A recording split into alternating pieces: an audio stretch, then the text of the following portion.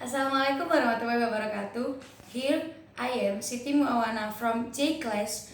I want to explain about speech communication process and public speaking principles. Okay, first, speech communication process is a useful model to help understand what goes on when person talks to another.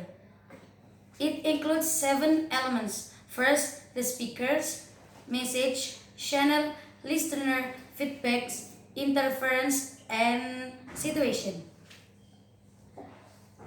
First, it's all with a speaker. In public speaking, this is typically you.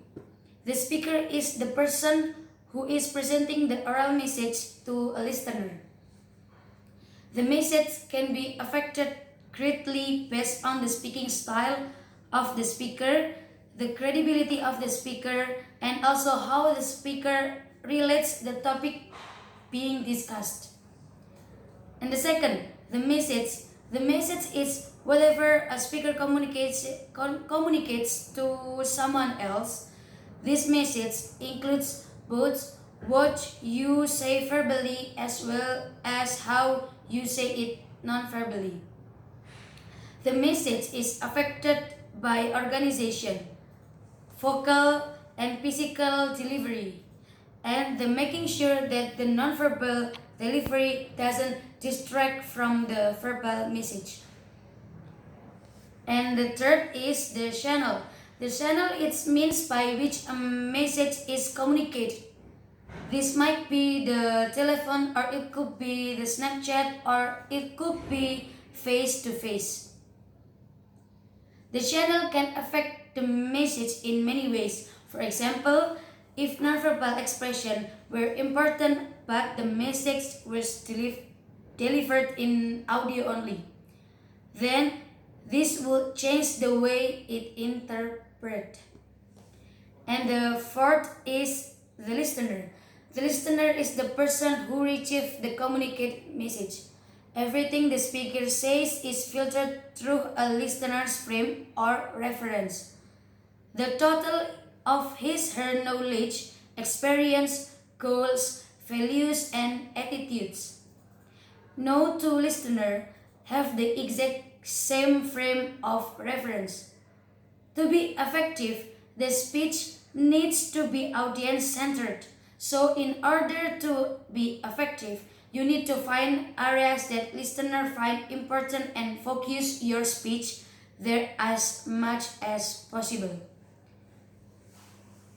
And the fifth is feedback. Feedback is the message, usually nonverbal, sent from a listener to a speaker. When giving a speech, you might see smiles coming back to you from your audience. This feedback influences the way your speaker continues with the message.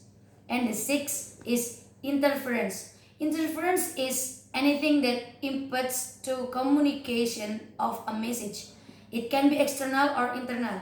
External interference will be something like a sound outside or having a really hot or cold room.